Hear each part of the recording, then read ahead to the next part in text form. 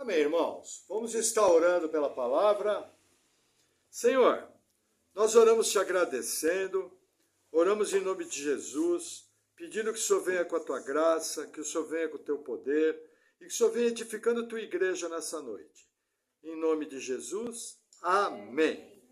Amém, irmãos? Chegamos ao capítulo 10 do Evangelho de Lucas. Relembrando os irmãos, a partir do capítulo 9, existe uma virada no Evangelho. A Bíblia fala que Jesus começa a ir em direção a Jerusalém. O que acontece? A partir daqui, a narrativa de Lucas vai culminar na morte e na ressurreição de Cristo. A partir daqui, os principais eventos, segundo Lucas, vão estar sendo descritos até chegar ao auge do ministério de Jesus, que é a cruz do Calvário, para estar nos salvando. Então, o que acontece? Só um minutinho, se você quiser pegar esse tripé para você pôr ali na sua frente, você põe, tá? Para ir recebendo as pessoas. Então, o que acontece? Tudo aqui está voltado para quê? Para a edificação da vida dos apóstolos e para a narrativa dos fatos do Evangelho pertinentes à cruz do Calvário. Então vamos à nossa palavra. Lucas 10, versículo 1, diz assim: E depois disso, designou o Senhor ainda outros 70, e mandou-os adiante da sua face, de 2 em 2, e todas as cidades e lugares aonde ele havia de ir. E dizia-lhe: Grande, em verdade, a ceifa, mas os obreiros são poucos. Rogai, pois, ao Senhor da ceifa, que envie obreiros para a sua colheita. Se os irmãos lembrarem, quando Jesus estava na Galileia, ele enviou os apóstolos de 2 em 2 para uma primeira missão. Mas foi apenas na região da Galileia. Aqui eles vão ser enviados adiante de Jesus, na região da Judéia. E o que eles vão anunciar? Vão anunciar o reino. Entenda o que está acontecendo aqui. Nem todos em Israel entendiam que Jesus era o Cristo. E Israel entendia o quê? Que quando o Messias viesse, o reino estaria sendo estabelecido. O que Jesus está falando? Olha, vão à frente e anunciem o Evangelho, a boa nova. Qual a boa nova? De que o reino chegou, de que o Messias está entre vós. E como confirmar essa pregação? Através dos sinais. Que sinais que eram esses? Os sinais de curas e milagres e os sinais da expulsão de demônios. Através daqueles sinais, o povo entenderia que o Messias havia chegado. A partir daí, o Evangelho é anunciado e muitos são alcançados. Agora, Jesus ele já faz a coisa de uma maneira interessante. Você pergunta, por que 70 se os apóstolos eram 12? Primeira coisa que você percebe, uma grande comitiva acompanhava Jesus. Provavelmente, quando eles chegaram naquela vila, daqueles samaritanos que não quiseram receber, aqueles samaritanos olharam aquele monte de gente e falaram, não tem condição de receber. Por isso que eles rejeitaram a chegada de Jesus, é uma hipótese. Isso mostra o quê? Jesus tinha círculos de discípulos. Primeiramente, ele tinha os 3 preferidos, João, Tiago e Pedro. Aí ele tinha os 12, os chamados apóstolos. Aí ele tinha esses 70. E mais à frente, a Bíblia vai nos ensinar o seguinte, que viram Jesus ressurreto. Mais de 500 pessoas viram Jesus ressurreto. Então, o que acontece? Aqui ele separa 70 e vem a primeira pergunta. Por que 70? Presta aqui. É aqui, ó. É aqui. Ele faz isso, ele tem um espírito maligno aqui atacando. Abreu. Então, por que Jesus fez isso? Os teólogos têm uma opinião muito forte, o quê? Moisés, à beira do Sinai, separa 70 anciãos para se aproximarem do monte, na época que ele foi receber os 10 mandamentos. Não apenas isso, quando você vai a Gênesis 10, você tem lá a chamada Tabela das Nações.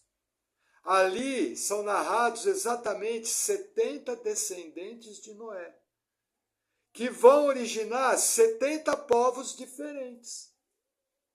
Então o que se entende aqui?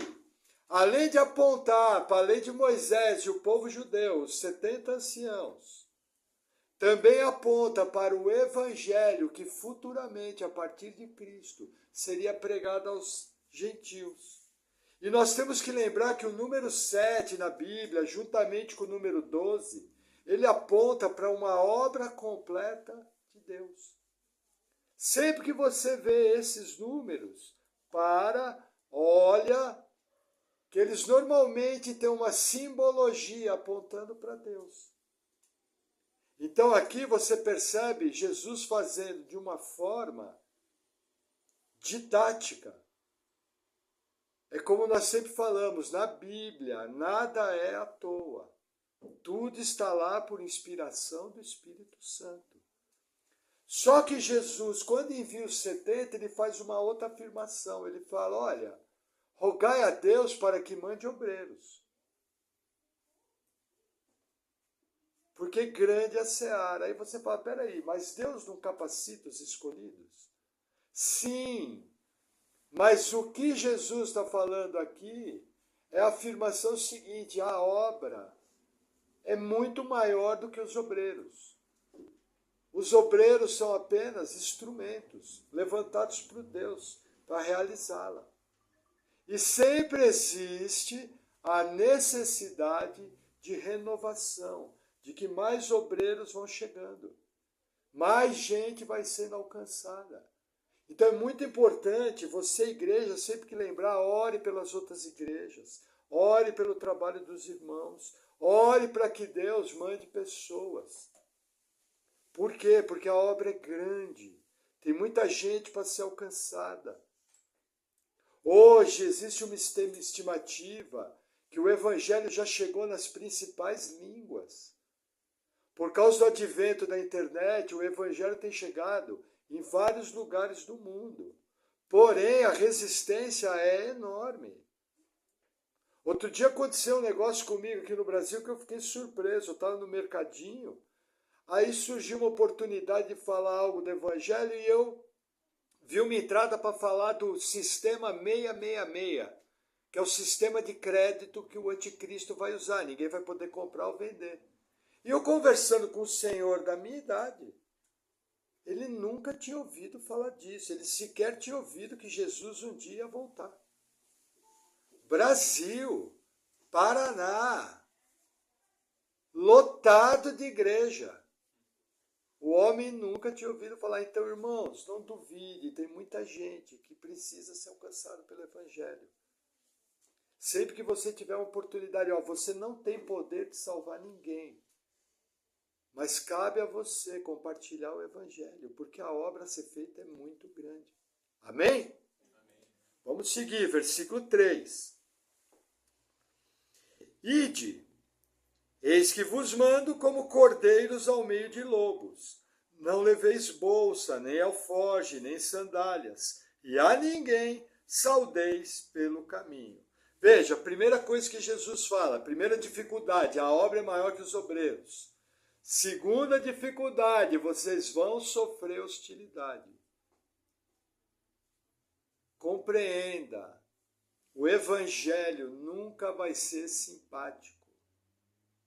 O evangelho, ele traz a boa nova da salvação, mas juntamente com isso, ele traz uma palavra de condenação. Quem crer será salvo. Quem não crer, Jesus ensina, já está condenado. E as pessoas cegas pelo maligno, elas não estão abertas a receber a palavra da salvação. Tanto é que nós sabemos que é necessário poder do Espírito Santo para ser retirada a venda. É necessário Deus fazer o milagre de tirar o coração de pedra e colocar o coração de carne, para daí a pessoa ser salva. Porque, conforme discurso de Estevão, o primeiro mártir cristão diante do Sinédrio, ele faz a seguinte afirmação: vós sempre resistis ao Senhor. Por isso que nós entendemos que Deus tem que operar um milagre, Deus tem que liberar poder. É o Espírito Santo que convence do pecado, da justiça e do juízo. E é consequência dessa ação soberana de Deus que acontece o milagre da nossa salvação. Por isso que o Evangelho muitas vezes vai trazer hostilidades. Ainda num país como o Brasil, o brasileiro tem o hábito de não entrar em atrito. O brasileiro é um povo assim, você chega para ele e fala: vamos marcar de tomar um café.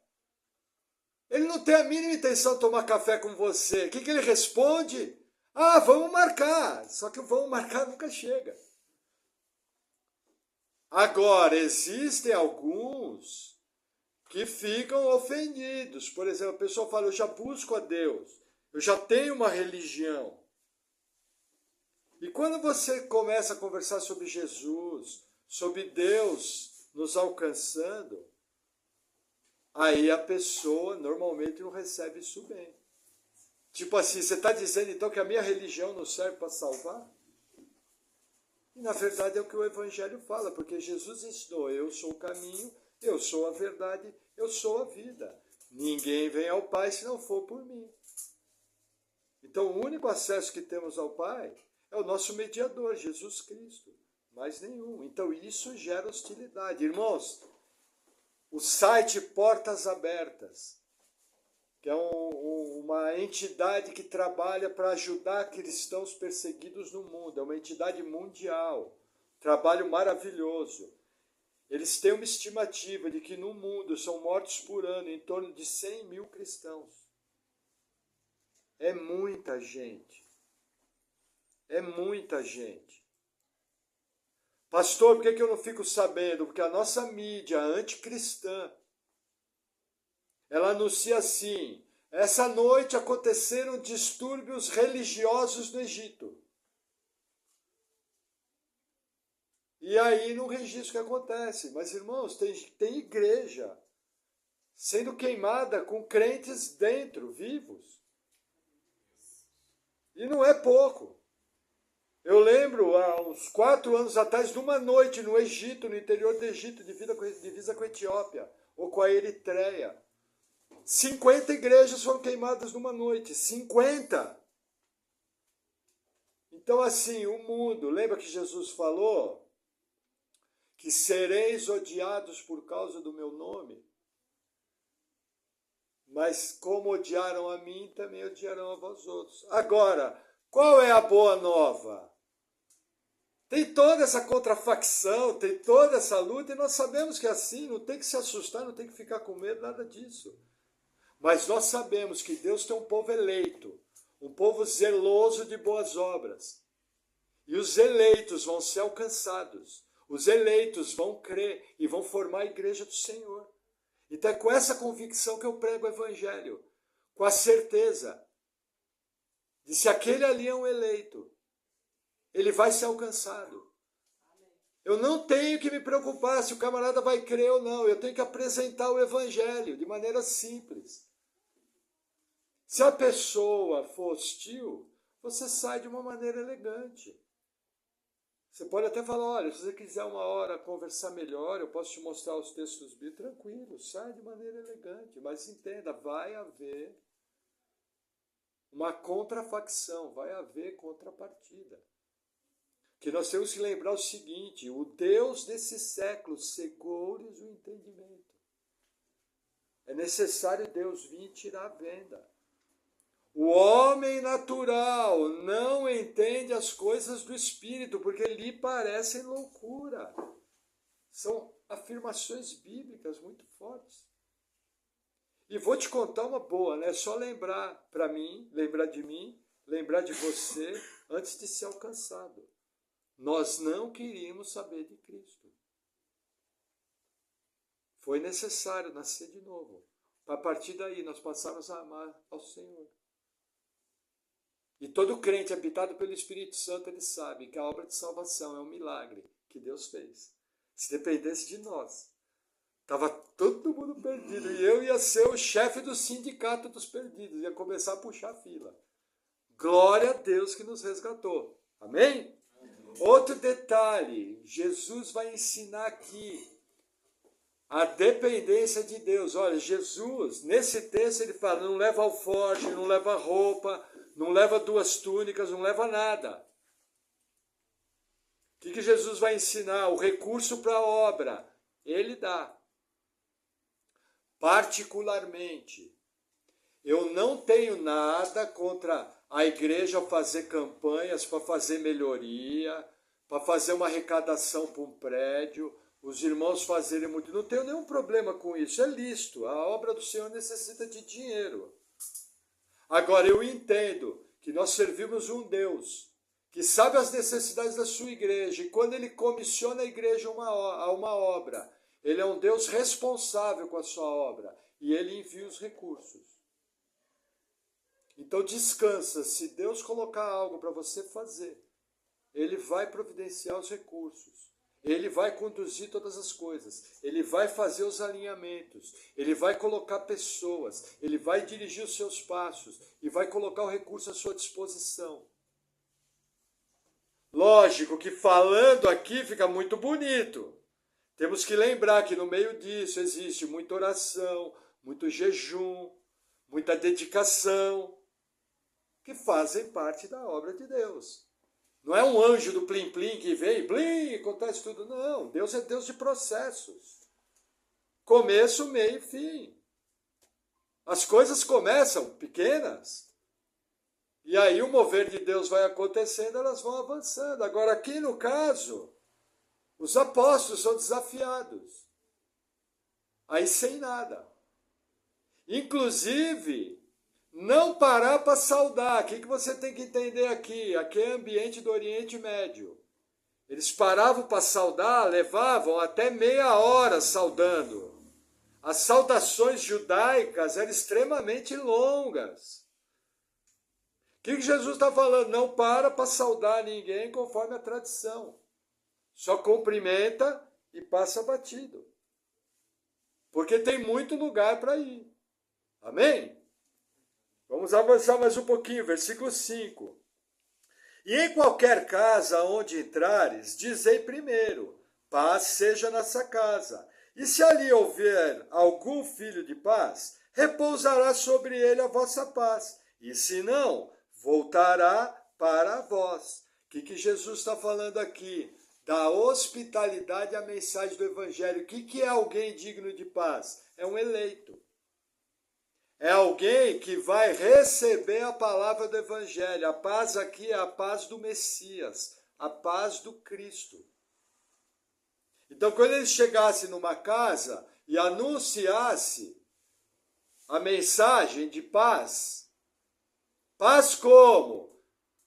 Paz aos homens de boa vontade, Lucas 2. Glória a Deus nas alturas e paz aos homens de boa vontade, falando da chegada do Cristo. Paz com Deus. Nós, miseráveis pecadores, agora temos paz com Deus, através de Cristo Jesus. Essa é a mensagem de paz. A Bíblia explica a Bíblia. Porque tem muita gente, eu até brinco, irmão, se você faz isso, não fica acanhado, eu também faço. Quando eu chego numa casa, eu brinco. Imposto a voz, levanto a mão e falo, paz seja convosco, sabe? Bem crente. Lógico, é num tom de brincadeira, desejando a paz na casa. Mas essa mensagem de paz aqui, o que é aqui? É shalom. Mas essa mensagem de paz aqui é o Evangelho. E quando tem um eleito, o Evangelho é recebido. E essa mensagem de Lucas 10 tem muito a ver com o Evangelho sendo pregado. A missão deles é para pregar o Evangelho. Os sinais são complementares.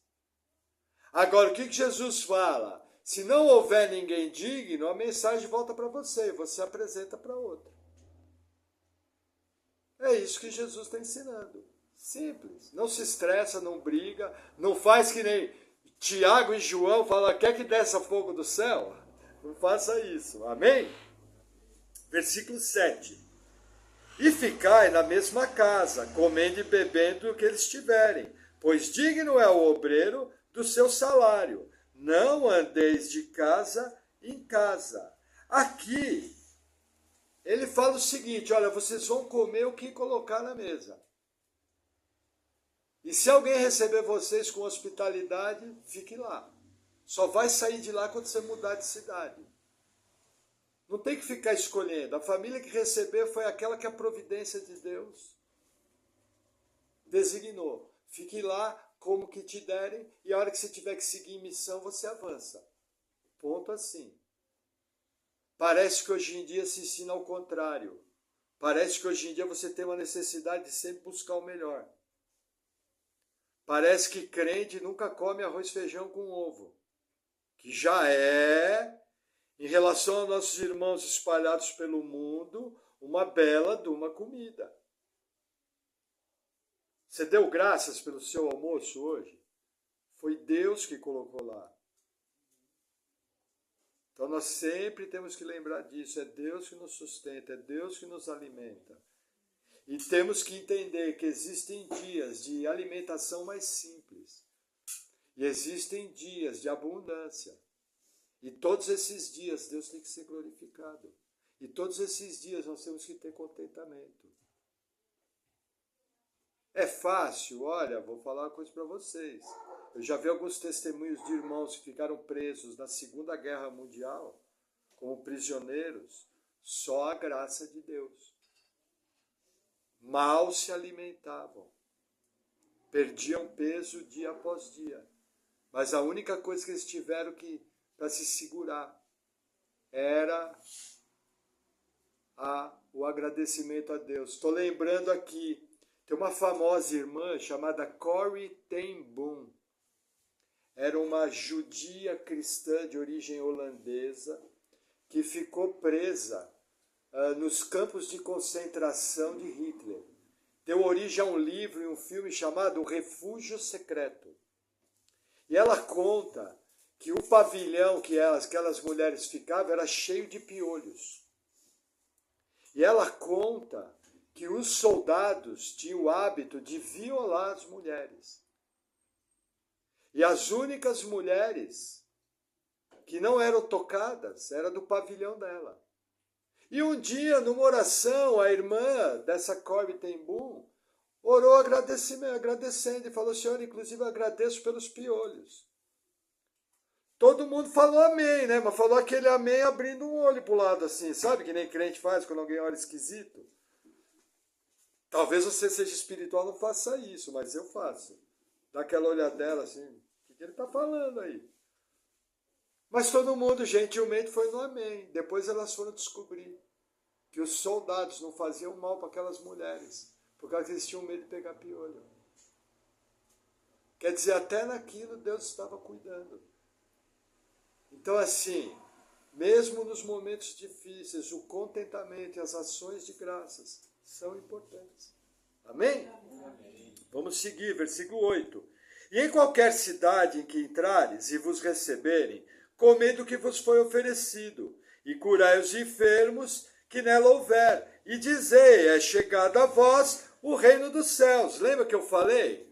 A comprovação, irmãos, grandes evangelistas na história foram marcados por sinais. Temos problema com sinais e milagres? Não! Esperamos que haja sinais e milagres. O irmão sabe que se eu ver um paralítico entrar na igreja, eu vou lá gentilmente, na miúda, sem ninguém ver, e falo, posso orar por você? E se eu oro, é que eu estou com expectativa que Deus vai curar. Lógico que se curar, até eu vou ficar surpreso, porque não é comum, é uma maravilha. Mas qual é o meu problema com sinal e milagre? O pessoal quer marcar dia e hora o mover de Deus. E isso não é autorizado pela Bíblia. Deus age quando quer, a hora que quer e da maneira que quer. E ele não tem obrigação nenhuma de curar. Porém, ele o faz, porque ele é bom, ele é o Todo-Poderoso, ele é o Altíssimo. Então, o meu problema é com certas práticas que nós vemos por aí, que envolve até mentiras, que envolve até mercadantes da fé. Sabe aquela turma? Então, assim, cuidado. Desconfie. Uma coisa é você ver uma faixa, venha para a grande cruzada evangelística. Outra coisa é marcar em dia e horário para Deus agir.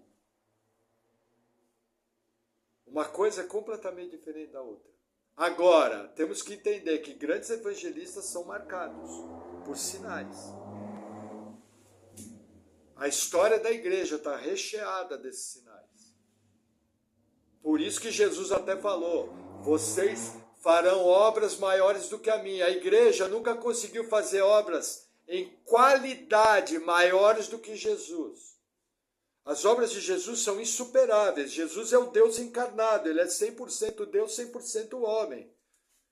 Porém, quantitativamente falando, jamais pessoas foram salvas, várias pessoas tiveram enfermidades curadas em 2000 anos de história da igreja.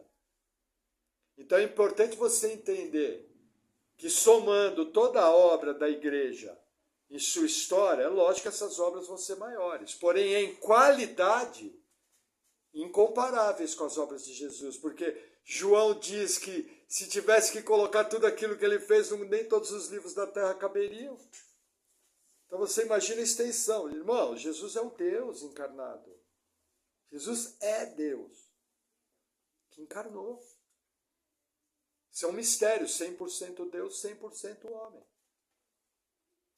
Compreendem? Mas os sinais seguem. E tem expectativa de sinais. Quando você estiver lá no seu trabalho e chorar com alguém, tem expectativa que Deus vai curar. Quando você anunciar o evangelho, tem expectativa que vai acontecer um milagre do novo nascimento. Se alguém cair endemoniado, manda ficar quieto, manda sair em nome de Jesus, tem expectativa que Jesus vai libertar. Simples assim. São todos milagres da parte de Deus. São sinais que acompanham aqueles que creem. Amém? Amém? Glória a Deus por isso. Versículo 10. Mas em qualquer cidade que entrares e vos não receberem, saindo por suas ruas, dizei, até o pó que da vossa cidade se nos pegou, sacudimos sobre vós. Sabei contudo isso, que já o reino de Deus é chegado a vós. Olha que interessante, irmãos. Aqui tem uma palavra de juízo. Vocês chegarem numa cidade e não receber, você sacode o pó da sandália, é um hábito judaico. Aquele pó, o que é? É como se fosse uma testemunha para o juízo de Deus. Que juízo que é esse? Apocalipse 20, a partir do 11. E abriram-se livros. E abriu-se o livro da vida. E aquele que não foi encontrado, seu nome escrito no livro da vida, foi lançado no lago de fogo e enxofre. O Evangelho, 2 Coríntios 2, lá pelo 18, 19, não, 15, 16, fala o seguinte, que o Evangelho é o bom perfume de Cristo para aqueles que creem. Porém, ele é cheiro de morte para os que não creem. Toda vez que o Evangelho é anunciado, existe uma mensagem de redenção. E as pessoas são condenadas porque elas não creram em Cristo, não se arrependeram dos seus pecados, não receberam o amor da verdade. E por isso vão ser lançados à condenação, sem Deus, pela eternidade. O ser humano é responsável. Toda vez que o Evangelho é anunciado de maneira correta, existe uma mensagem. Você crê no Cristo? Você reconhece que você é um miserável pecador que precisa da glória de Deus? Ou você crê no seu próprio esforço para se justificar diante de um Deus que é santo, santo, santo? Essa é a pergunta que o Evangelho carrega. Então ele é o bom perfume para os que se salvam e cheiro de morte para os que se perdem. Porém, eu não sei. Irmãos, quantas vezes você teve que ouvir o Evangelho para ser salvo? Para vocês terem uma ideia, eu entreguei minha vida para Jesus umas 5 vezes. Imagino que com vocês não foi muito diferente. Entendeu? Então é assim, gente. Você prega o evangelho, você não sabe. A pessoa não precisa ser salva na hora. Às vezes ele vai ser salvo daqui a alguns anos. E Deus foi plantado uma semente. Aquela semente vai germinar. Paulo ensina. Uns plantam, outros regam, outros colhem. Tranquilo. Irmãos, tira o peso do evangelismo. Fale do amor de Cristo com as pessoas. Tranquilo. Você não tem poder de convencer, você não tem poder de salvar, você não tem poder de nada, você só tem poder de compartilhar o evangelho. Eu lembro, meu evangelismo é esquisito. Temos algumas visitas hoje, mas eu sou um evangelista bem estranho. Eu chego para os meus clientes, eles começam a conversar de Deus, eu já percebo, opa, está pedindo para ser evangelizado. Aí eu chego e falo, os irmãos sabem que eu vendo Bíblia, pela graça de Deus. Então, quando o irmão fala da Bíblia, eu falo, a Bíblia é muito legal, sabe por quê? Aí o cara vai para mim, por quê? Eu falei, porque ela já começa mostrando que nós somos tudo errado. Eu e você, concorda? O cara não vai falar não, né? Eu falo, mas o mais legal da Bíblia, né, é que Deus prova o seu amor, porque ele mandou Jesus, que não tinha nenhum pecado. O próprio Deus veio para morrer no nosso lugar e pagar o preço do nosso pecado, né? E você vê, né? Tão simples, é só a gente se arrepender, crer em Jesus, entregar nossa vida para Ele, né? Não é religião, é a fé em Cristo. Quanto tempo durou isso? Vou dizer para você, 27 segundos. Foi complicado? Não foi. Normalmente essa mensagem bate na parede e volta. Bum! Mas tem hora que ela bate na parede e derruba tudo. Blá, blá, blá. E você tem mais um salvo, um eleito alcançado pela graça. Foi poder meu? Não. Poder de Deus. Mas eu fui lá, tive que ir lá e compartilhar. Lembra disso, irmãos. Lembra disso, é uma honra. A Bíblia nos ensina que sábio é o ganhador de almas. Existe uma coroa. A coroa é uma espécie de galardão. A coroa é um símbolo. Não sabemos se é uma coroa literal ou se é um símbolo. Mas existe uma coroa para o ganhador de almas. Se eu não me engano, são só 5 coroas. Entendeu? Amém? Amém? Vamos seguir, versículo 12. E digo-vos, será mais tolerável naquele dia para Sodoma do que para aquela cidade. Ai de ti, Corazim, ai de ti, Betsaida, porque se em Tiro e em Sidom se fizesse as maravilhas que em vós foram feitas, já há muito assentadas em saco e cinza, se teriam arrependido. Portanto, será mais tolerável para Tiro e Sidom no juízo do que para vós. E tu, Cafarnaum, que fosse levantado até o céu, até o inferno serás abatida. Quem vos ouve a vós, a mim me ouve. E quem vos rejeita a vós, a mim me rejeita. E quem a mim me rejeita, rejeita aquele que me enviou. Vamos começar de trás para frente. Irmãos, essa passagem aqui, ela é meio assustadora. Por quê? Deixa eu tomar um gole de água. As pessoas não falam que elas acreditam em Deus? Pai, o Brasil é um país cristianizado. Se chegar a pessoa, se acredita em Deus, 90% vai dizer que acredita. O problema é que elas não creem em Cristo como Deus.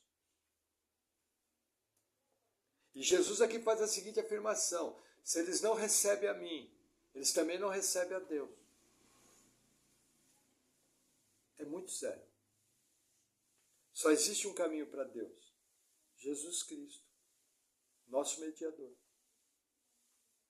Jesus, ele faz algumas afirmações que nos tempos de hoje são meio difíceis de ser engolidas pelas pessoas. Essa é uma delas. Olha, se você não crê em Cristo, você não tem a Deus. É bem sério. Quando você não recebe a Jesus, você não está recebendo a Deus. É muito sério.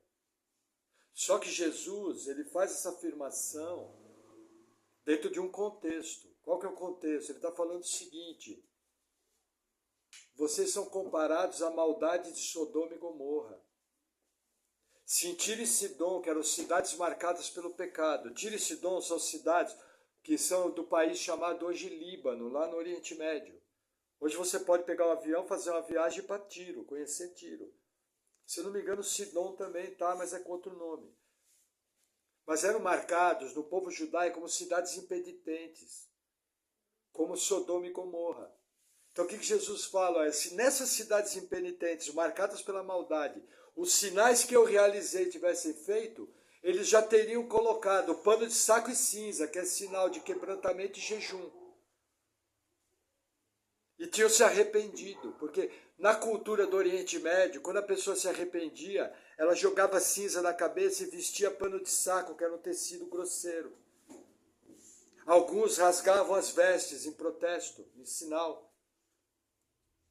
Cultura do Oriente Médio. Mas se há de convir comigo, né? Quando Deus mostrou o pecador que você era, doeu, né?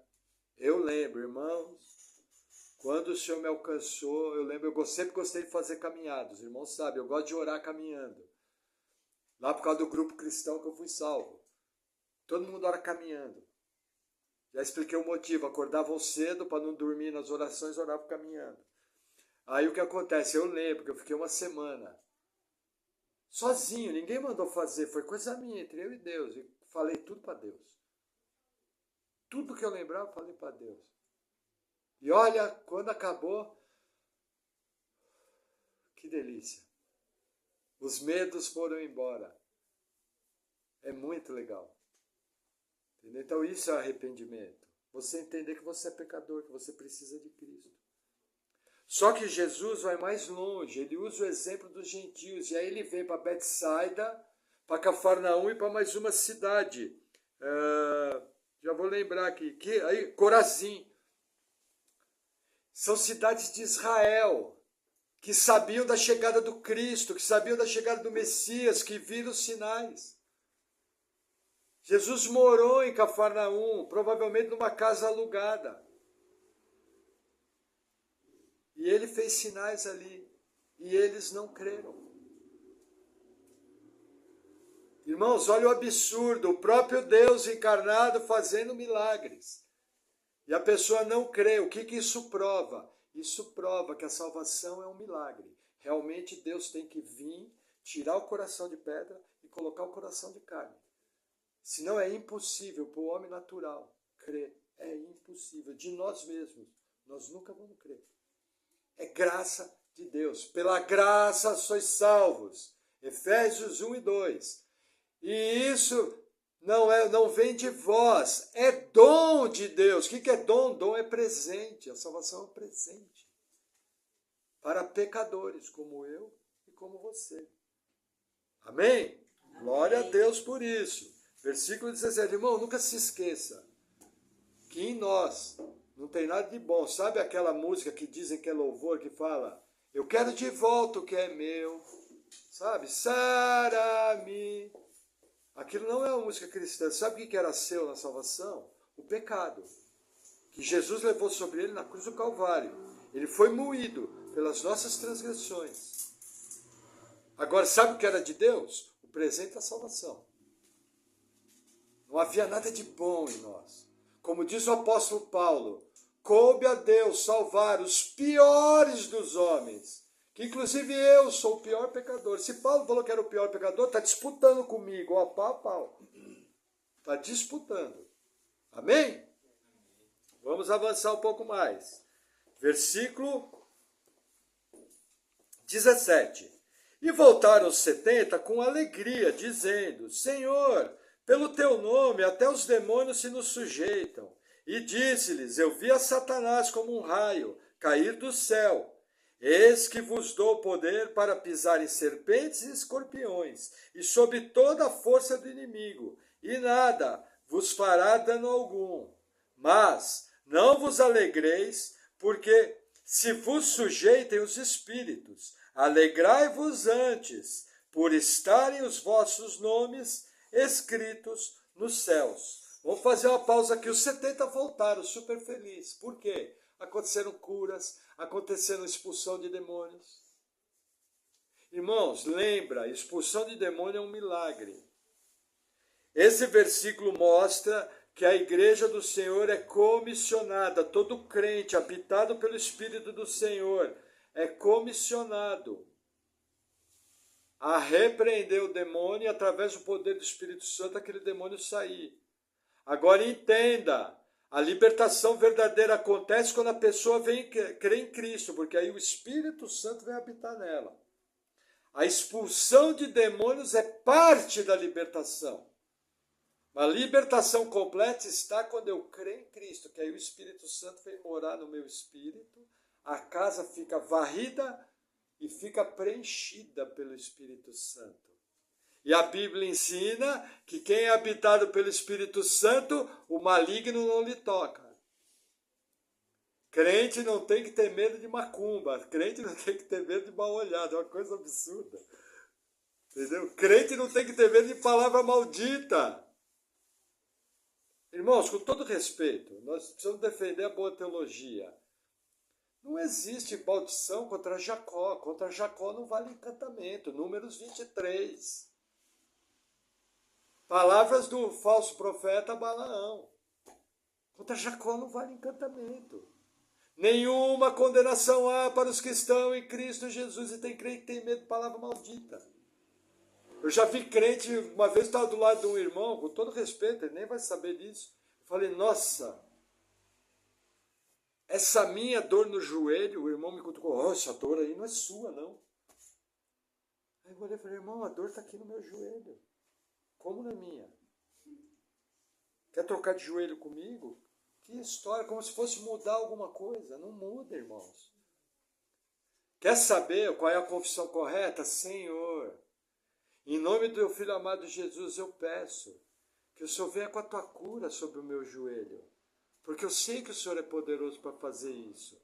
Mas que seja feita a tua vontade, não a minha. Acabou. E descansa na graça de Deus. Ele sabe se você vai ser curado via milagre, se você não vai ser curado, ou se vai ser curado via homens, que é outra bênção de Deus. Toda cura é bênção de Deus, inclusive usando médicos e remédios. Porque senão ninguém morria. Ah, quem é aquele? Aquele irmão Melquisedeque. Quantos anos? 712. Nossa, fez todos os tratamentos, nunca morreu. Se remédio curasse, ninguém morria. Então toda cura é uma bênção do Senhor, usando métodos sobrenaturais e métodos naturais. Amém?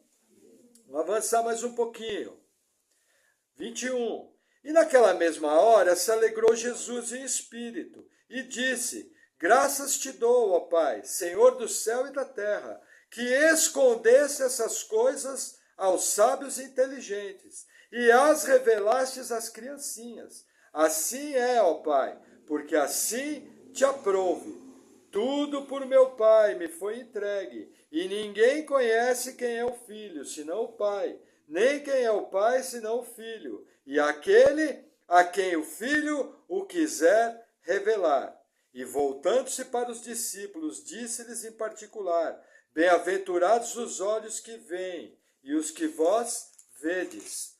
Pois vos digo que muitos profetas e reis desejaram ver o que vós vedes, e não o viram, e ouvir o que ouvis, e não ouviram. Veja que interessante, novamente no 21 e no 22.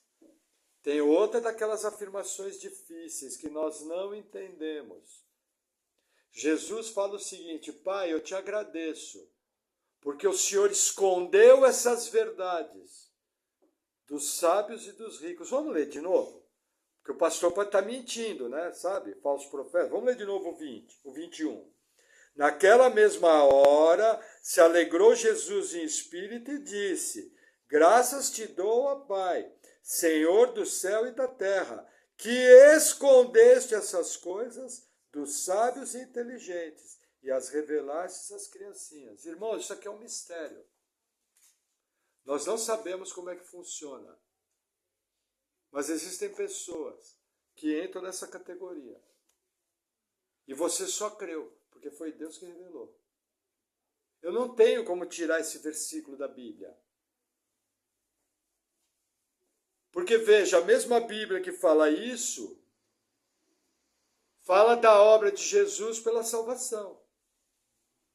Os dois são verdades. Porque, entenda o seguinte, irmãos, Deus é o Todo-Poderoso? A minha Bíblia diz que ele pode fazer tudo o que ele quer. Na sua também está isso. E aí a pessoa vem dizer que Deus quer salvar todo mundo. Então ninguém ia para o inferno. Como é que fica Faraó? Dá um exemplo bem conhecido. O faraózão velho cai tudo na conta dele. Como é que fica Judas Iscariotes? Como é que fica Alexandre o Latoeiro, que brigava com Paulo? Percebe?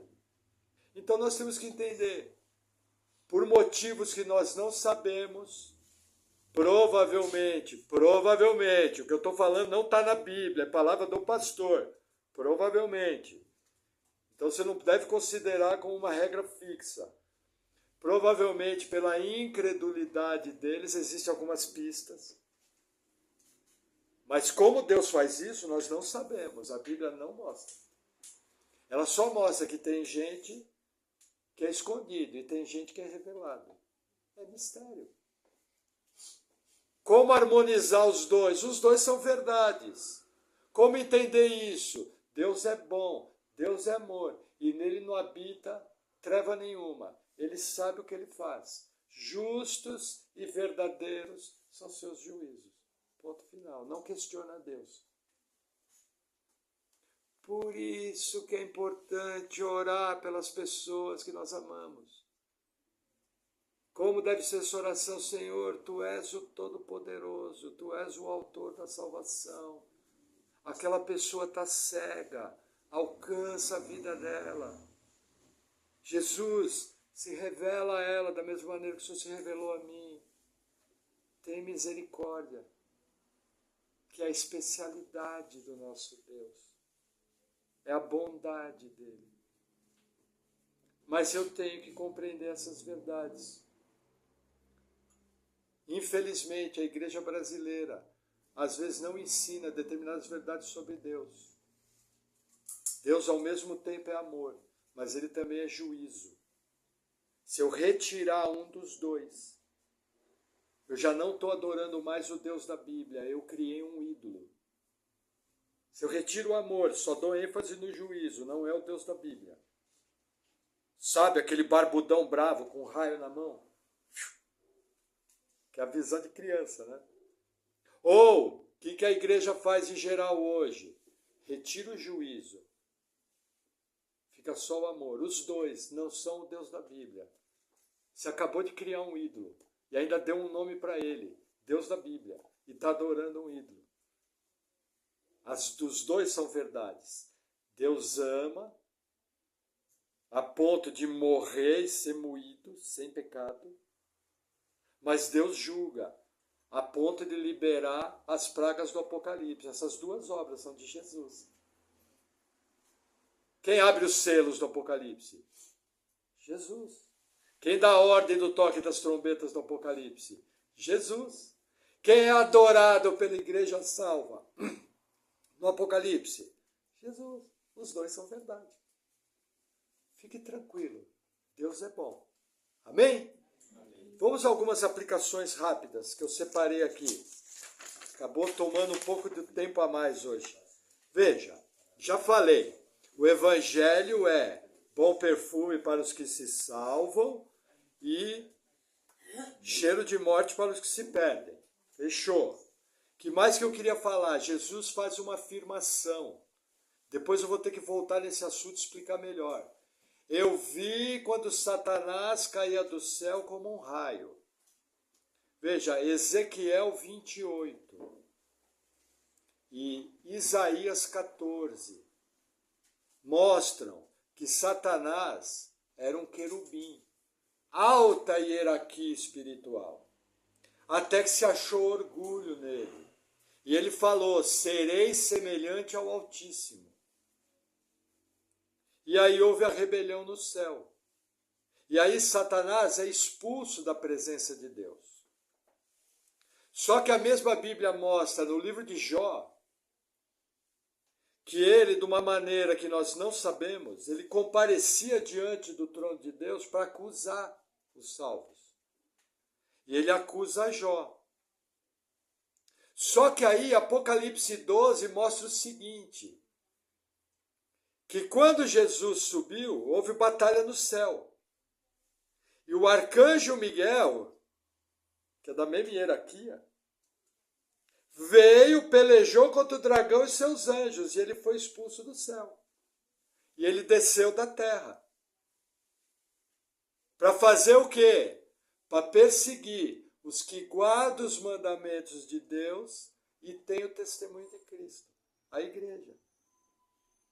A batalha não é entre Deus e o diabo, a batalha é entre o diabo e a igreja. Lembra, o diabo é criatura. Criatura. Deus é criador. Não pode ter batalha. É ridículo falar. Isso, na verdade, é hinduísmo, é budismo, não é cristianismo. Falar em batalha entre o diabo e Deus é ridículo, não existe essa batalha. O diabo só está existindo porque Deus, da sua misericórdia, ainda não pulverizou. Não dá nem para sair. O diabo é poderoso, sim, ele tem suas armadilhas, sim, mas não tem. Então eu tenho que entender o quê? Efésios capítulo 6 mostra que a nossa luta não é contra a carne e o sangue, mas sim contra os principados e potestades, os dominadores desse mundo tenebroso, nas regiões celestes. O que é região celeste? Região celeste da cultura judaica é o mundo espiritual. Quando Paulo fala, conheço um homem que foi arrebatado até o terceiro céu, que é ele. É o mundo espiritual. Regiões celestes é o mundo espiritual. Então o que acontece? Satanás tinha um lugar junto com Deus. Foi expulso da presença de Deus. Mas ele ainda comparecia para acusar os irmãos. Aí Apocalipse 12 fala o seguinte, que o acusador dos nossos irmãos foi derrubado para a terra, para fazer guerra contra a igreja. E hoje ele está nas regiões celestes.